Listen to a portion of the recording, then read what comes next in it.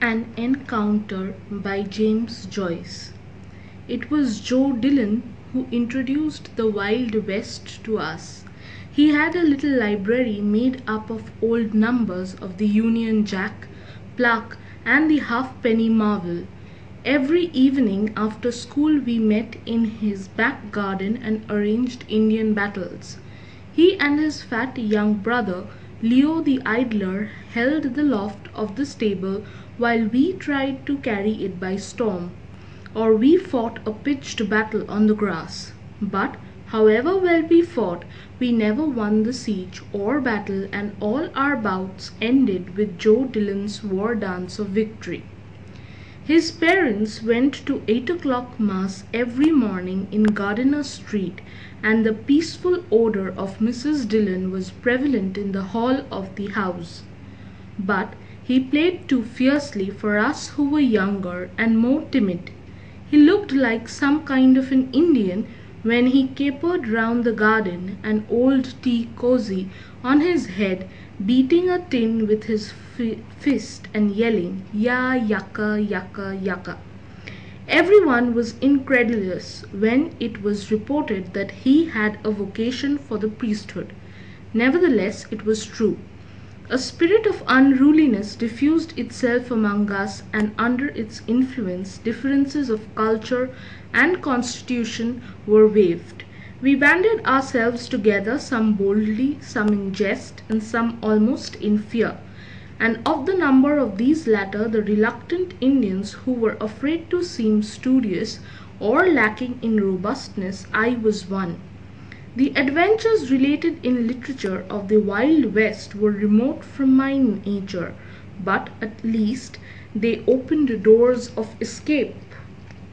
I liked better some American detective stories which were traversed from time to time by unkempt, fierce, and beautiful girls.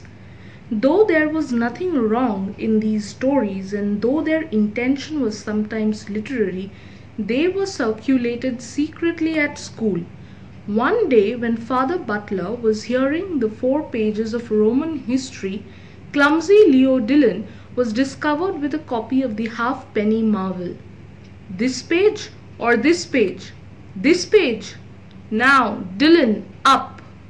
Hardly had the day. "Go on. What day?" Hardly had the day dawned. "Have you studied it? What have you there in your pocket?" Everyone's heart palpitated as Leo Dillon handed up the paper, and everyone assumed an innocent face. Father Butler turned over the pages frowning. "What is this rubbish?" he said. "The Apache chief? Is this what you read instead of studying your Roman history? Let me not find any more of this wretched stuff in this college. The man who wrote it, I suppose, was some wretched scribbler that writes these things for a drink. I'm surprised at boys like you, educated, reading such stuff. I could understand it if you were national school boys. Now, Dillon, I advise you strongly, get at your work, or—" This rebuke during the sober hours of school paled much of the glory of the Wild West for me, and the confused puffy face of Leo Dillon awakened one of my consciences. But when the restraining influence of the school was at a distance, I began to hunger again for wild sensations, for the escape which those chronicles of disorder alone seemed to offer me. The mimic warfare of the evening became at last as wearisome as to me the routine of school in the morning, because I wanted real adventures to happen to myself. But real adventures, I reflected, do not happen to people who remain at home. They must be sought abroad. The summer holidays were near at hand when I made up my mind to break out of the weariness of school life for one day at least. With Leo Dillon and a boy named Mahoney, I planned a day's miking. Every one of us saved up to 6 pence. We were to meet at 10 in the morning on the canal bridge. Mahoney's big sister was to write an excuse for him, and Leo Dillon was to tell his brother to say he was sick. We arranged to go along the raft road until we came to the ships, then to cross the ferry and walk to see the pigeon house. Leo Dillon was afraid we might meet Father Butler or someone out of the college. But Mahoney asked, very sensibly, what would Father Butler be doing out at the pigeon house?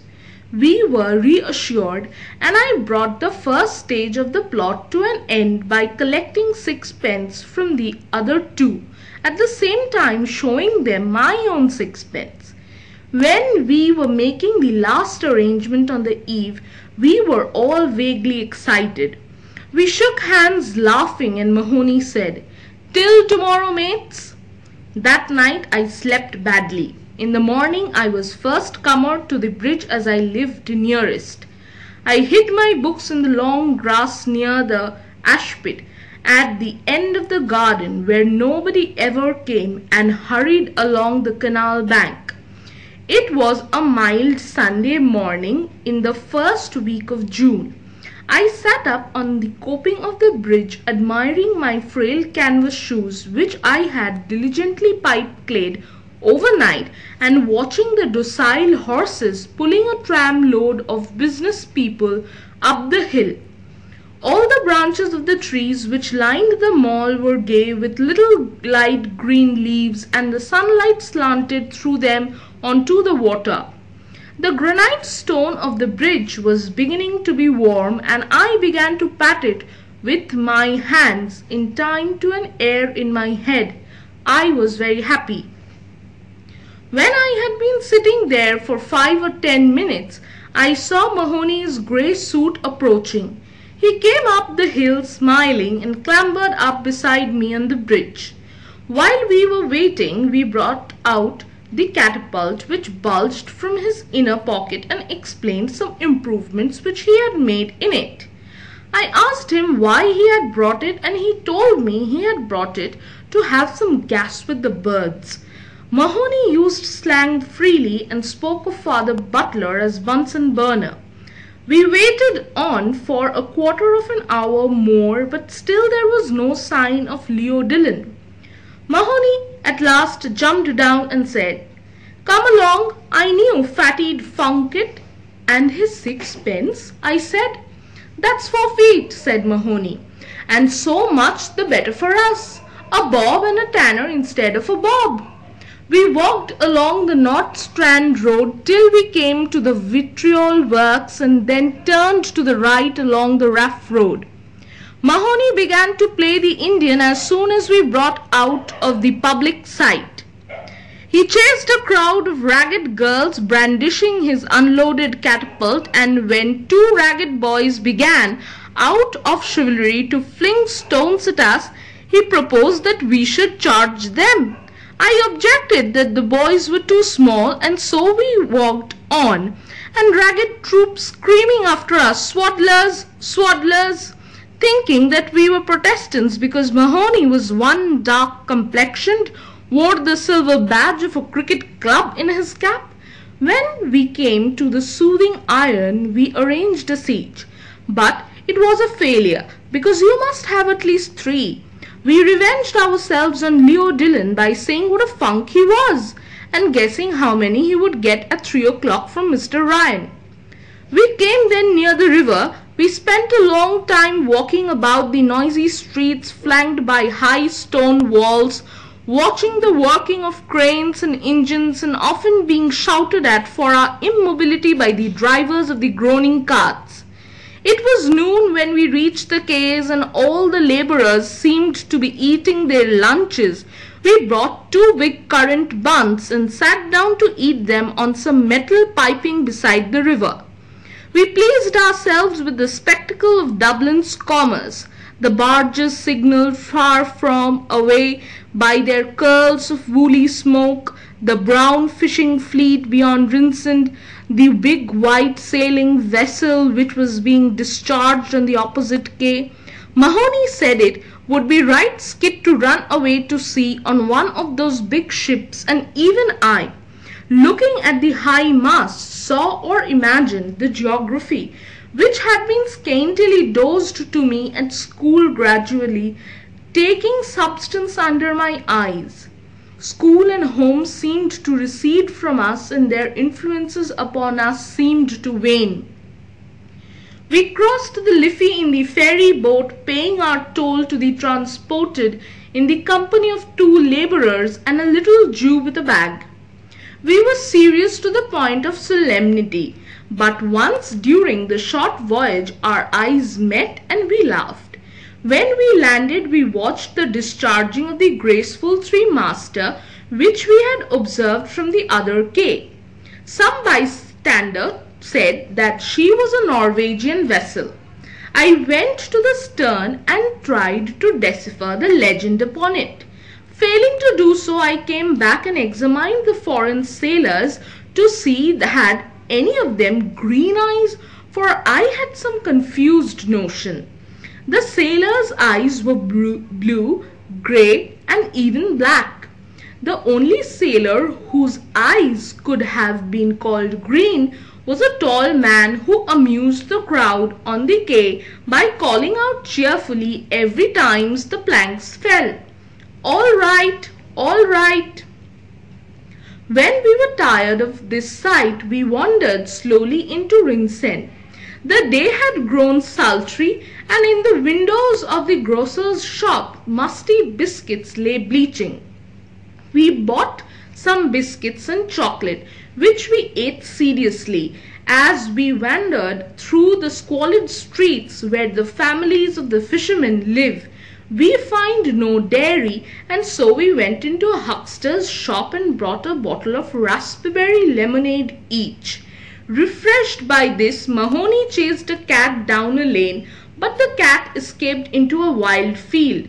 We both felt rather tired. When we reached the field, we made at once for a sloping bank over the ridge of which we could see the Dodder. It was too late, and we were too tired to carry out our project of visiting the pigeon house. We had to be home before 4 o'clock, lest our adventure should be discovered. Mahoney looked regretfully at his catapult, and I had to suggest going home by train before he regained any cheerfulness. The sun went in behind some clouds and left us to our jaded thoughts and the crumbs of our provisions. There was nobody but ourselves in the field. When we had lain on the bank for some time without speaking, I saw a man approaching from the far end of the field. I watched him lazily as I chewed one of those green stems on which girls tell fortunes. He came along by the bank slowly. He walked with one hand upon his hip, and in the other hand he held a stick. With his he tapped the turf slightly. He was shabbily dressed in a suit of greenish black and wore what we used to call a jerry hat with a high crown. He seemed to be fairly old, for his moustache was ashen green. When he passed at our feet, he glanced up at us quickly and then continued his way. We followed him with our eyes and saw that when he had gone on for perhaps 50 paces, he turned about and began to retrace his steps. He walked towards us very slowly, always tapping the ground with his stick, so slowly that I thought he was looking for something in the grass. He stopped when he came level with us and bade us good day. We answered him. He sat down beside us on the slope slowly and with great care. He began to talk of the weather, saying that it would be a very hot summer, adding that the seasons had changed greatly since he was a boy a long time ago. He said that the happiest time of one's life was undoubtedly one's schoolboy days, and that he would give anything to be young again. While he expressed these sentiments, which bored us a little, we kept silent. Then he began to talk of school and of books. He asked us whether we had read the poetry of Thomas Moore or the works of Sir Walter Scott and Lord Lytton. I pretended that I had read every book he mentioned, so that in the end he said, "Ah, I can see You are a bookworm like myself." Now he added, pointing to Mahoney, who was regarding us with open eyes, "He is different. He goes in for games."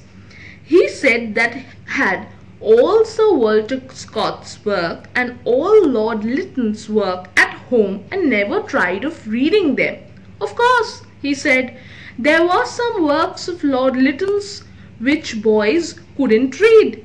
Mahoney asked, "Why couldn't boys read them?" A question which agitated and pained me because I was afraid the man would think I was as stupid as Mahoney. The man, however, only smiled. I saw that he had great gaps in his mouth between his yellow teeth. Then he asked us which of us had the most sweethearts. Mahoney mentioned lightly that he had 3 totties. The man asked me how many had I.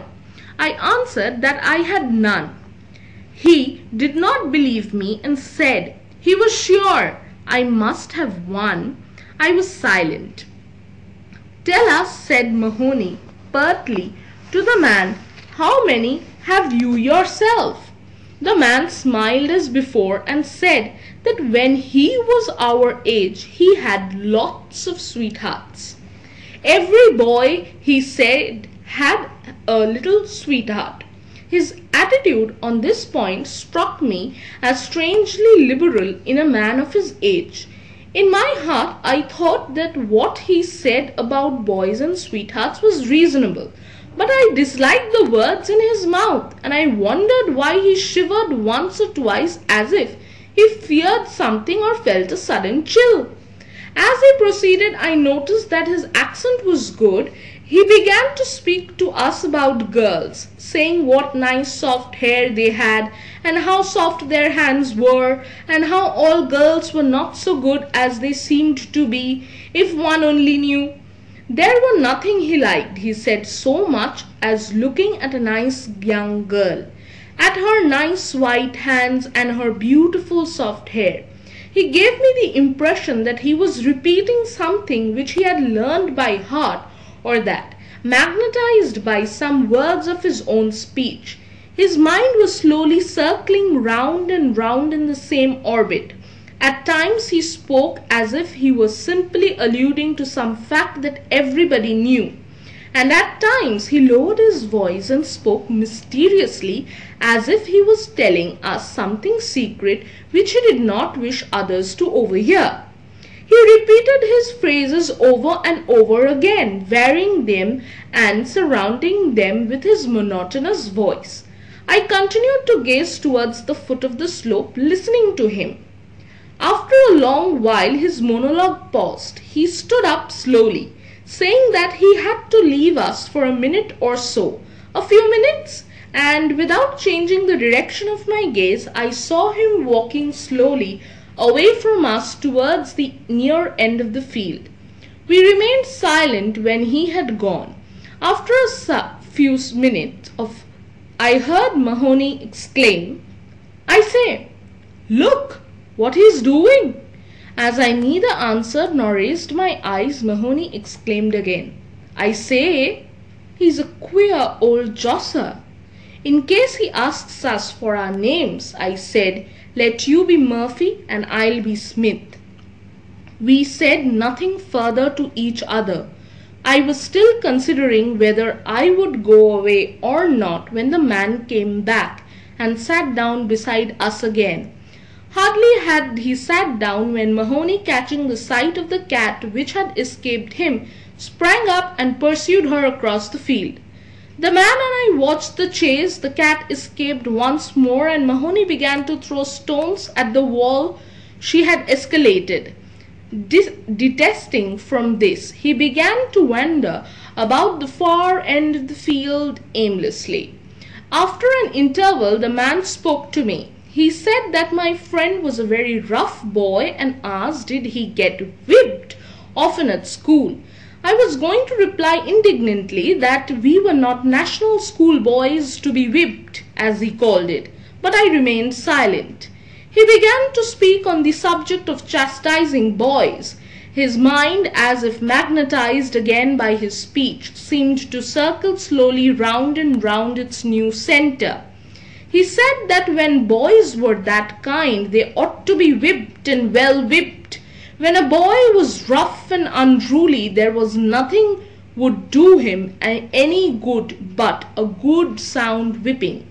A slap on the hand or a box on the ear was no good. What he wanted was to get a nice warm whipping. I was surprised at this sentiment and involuntarily glanced up at his face. As I did so, I met the gaze of a pair of bottle green eyes peering at me from under a twitching forehead. I turned my eyes away again. The man continued his monologue. He seemed to have forgotten his recent liberalism. He said that if he ever found a boy talking to girls or having a girl for a sweetheart, he would whip him, and that would teach him not to be talking to girls. And if a boy had a girl for a sweetheart and told lies about it, then he would give him such a whipping as no boy ever got in this world. He said that there was nothing in this world he would like so well as that. He described to me how he would whip such a boy as if he were unfolding some elaborate mystery. He would love that, he said, better than anything in this world, and his voice as he led me monotonously through the mystery grew almost affectionate and seemed to plead with me that I should understand him. I waited till his monologue paused again, then I stood up abruptly. Lest I should betray my agitation, I delayed a few moments, pretending to fix my shoe properly, and then saying that I was obliged to go, I bade him good day. I went up the slope calmly, but my heart was beating quickly with fear that he would seize me by the ankles. When I reached the top of the slope, I turned round and without looking at him called loudly across the field, "Murphy!" My voice had an accent of forced bravery in it, and I was ashamed of my paltry stratagem. I had to call the name again before Mahoney saw me and hallooed in answer. How my heart beat as he came running across the field to me. He ran as if to bring me aid, and I was penitent, for in my heart I had always despised him a little. Thank you.